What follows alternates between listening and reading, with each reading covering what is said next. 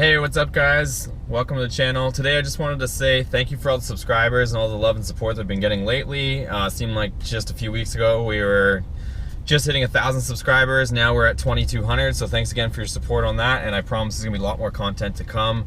Today's video, I feel like, just in lieu of everything, for those of you that are stopping to the channel for the first time, we have a 2014 Ram 1500 with the HEMI and the ZF 8-speed transmission. We've been doing a lot of stuff to it.